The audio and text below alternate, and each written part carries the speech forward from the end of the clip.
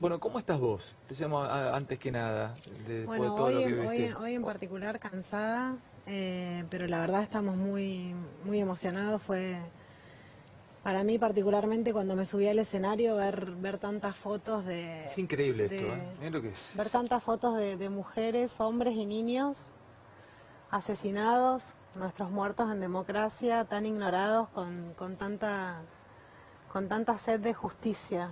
Eso es lo que vi. Ujú. Y lo que pensé es, bueno, ojalá muchos jueces y fiscales se pongan a pensar, nos miren.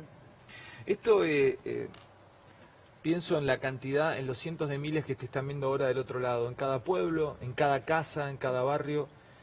Esto es absolutamente aleatorio, ¿no?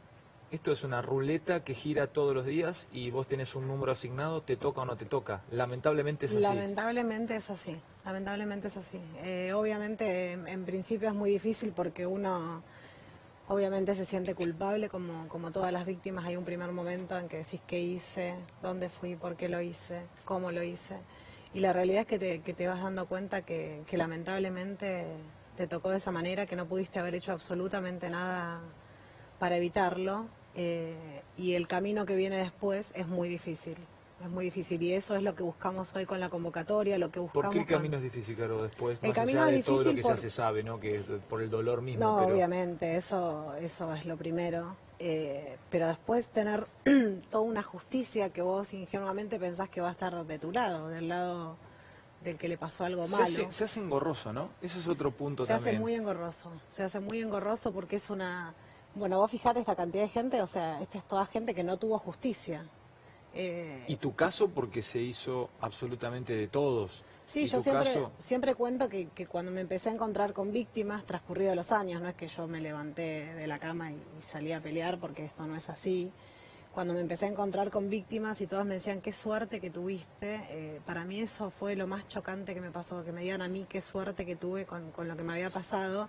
Y claro, hoy vemos todo esto y de alguna manera lo entendés, porque la gente en principio tristemente busca justicia en los medios, lo cual es tristísimo, porque la justicia la debemos buscar en la justicia. es triste eso en serio, ¿eh? ¿Viste? Automáticamente vienen a los medios. Automáticamente busca la justicia en los medios. Esto es muy triste. ¿Por Después, qué crees que la gente viene acá? porque piensa que de esta manera se va a generar una presión sobre la investigación, sobre los fiscales, sobre los jueces.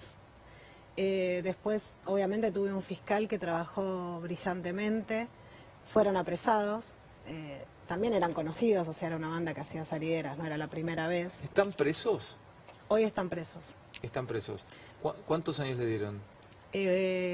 Bueno, después hubo un juicio, un tribunal oral que dictó cadena perpetua, que también deberíamos empezar a sacar la palabra perpetua, porque perpetua es la muerte, no existe la cadena perpetua en Argentina. ¿Qué salen? Son 18 años salen, 20 años En salen. principio, que la cadena perpetua ahora es 35 años, antes era 25, y Casación redujo la pena en 22 y 23 años, que uno está cansado ya cuando llega a la instancia de casación, y yo recuerdo que le dije a mi abogado, bueno, 22 años es bastante. Sí, pero no son 22, porque si bien ya no está más el 2 por 1, está el 2/3, o sea, de alguna manera, lo que en la primera... cantidad de cosas que tenés que pasar Lo por la cabeza y pensar. Sí, y vos convencerte, decir, bueno, es bastante, y la realidad es que no. O sea, la justicia creo que es muy necesaria a la hora del duelo, pero bueno, las pérdidas son irreparables. Y yo creo que deberíamos ser sinceros en esto, decir, bueno, la verdad que cuando lográs una cadena perpetua en primera instancia, van a ser 14 o 16 años como mucho el que peor situación judicial tiene, que es el que disparó. Escúchame, Caro, en un momento dado, vos estás casada, ¿no? Estoy casada. ¿Y Sí. tenés cuántos hijos? Tengo a Inés y a Bruno. Inés y Bruno. ¿Y qué edad tiene Inés y Bruno?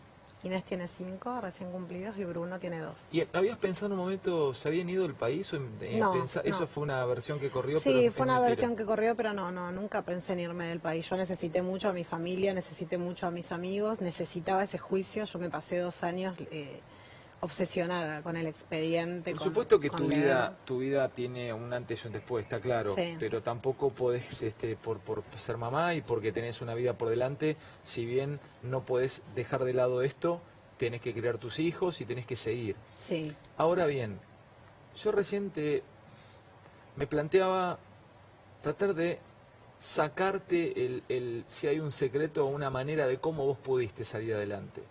Digo, ¿en qué te apoyaste? No sé, ¿sos creyente? ¿Ayuda psicológica? Me ¿Tus padres? ¿En apoyé, qué? sí, Contame. me apoyé en principio, bueno, obviamente mucho en mi familia, principalmente en mi marido, que fue mi gran sostén.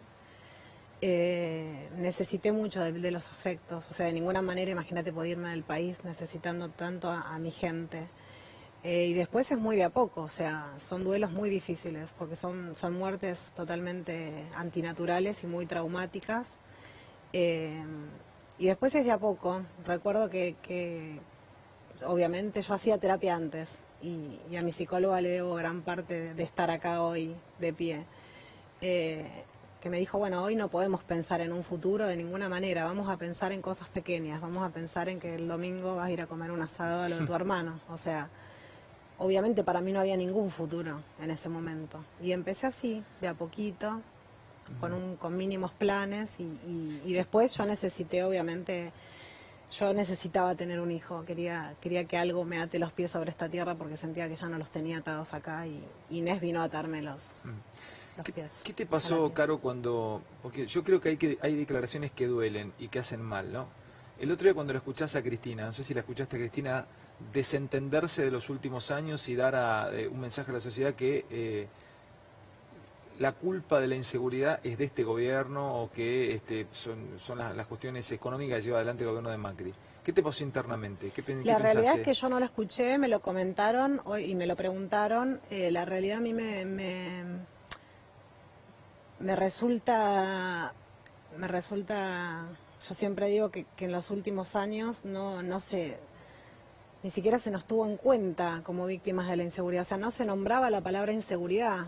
Eras una víctima de la inseguridad y sin haber hablado una sola vez en los medios parecía que eras la oposición porque venías a mostrar algo que no querían mostrar. O sea, entonces que ahora nombre la inseguridad realmente me parece bastante incoherente. Era así, se invisibilizaba, o sea, se invisibilizaba a las víctimas, se invisibilizaba y se mentía, porque también se planteó como una cuestión de ricos contra pobres. La realidad es que es todo lo contrario, quien más sufre la inseguridad son los sectores vulnerables. Los ricos obviamente tienen otros medios, no digo que no les pueda, sí. no digo que no les pueda pasar, pero en general es un problema de los sectores vulnerables y de la clase media. En mi caso, sin ir más lejos, 3 de las personas que me asaltaron tenían mayor poder adquisitivo al mío.